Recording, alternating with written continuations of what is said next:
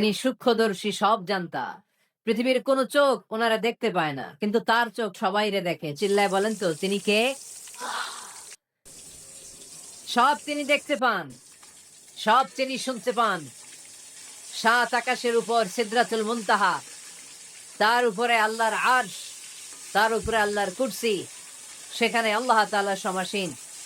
এই আরশের উপর থেকে আল্লাহ তাআলা জমিনের অতল গহ্বরে, কোন জঙ্গলে, কোন গুহার ভিতরে কোন পিপিলিকাও যদি হেঁটে যায়, আল্লাহ বলে এত উপর থেকে ওই পিঁপড়ার হেঁটে চলার পায়ের আওয়াজটাও আমি আল্লাহ শুনতে পাই।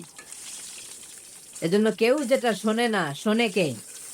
কেউ যেটা দেখে না দেখে কে? কেউ যেটা পারে না পারে কে? আওয়াজ করে বলেন, আল্লাহ কি আমাদের কাছে না দূরে?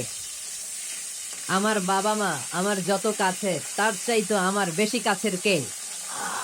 আমার স্ত্রী আমার যত কাছের, তার চাইতো আমার বেশি কাছের কে? আমি আমার যত কাছের, তার চাইতো আমার বেশি কাছের কে? আল্লাহ তাআলা, তিনি যে আমাদের কাছে, এটা বোঝানোর জন্য তিনি কোরআনে দুটি শব্দ ব্যবহার করেছেন। আওয়াজ করে বলতে হবে, কটি? দুটি। এক জায়গায় ব্যবহার করেছেন করিব, আরেক জায়গায় ব্যবহার করেছেন আকরাব।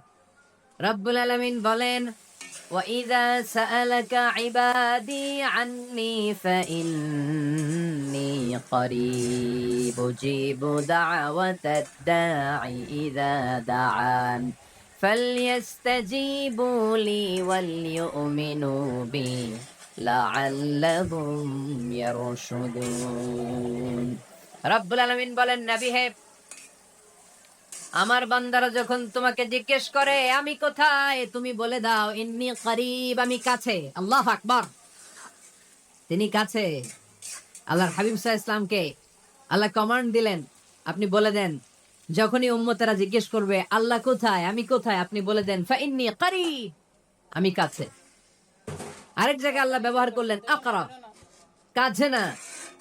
করিব মানে কাছে, আর আকরাব মানে সবচাইতে কাছে, the closest one, the most closest one, সবচাইতে কাছে। ওয়া নাহনু আকরাবু ইলাইহি মিন হাবলিল ওয়ারিদ,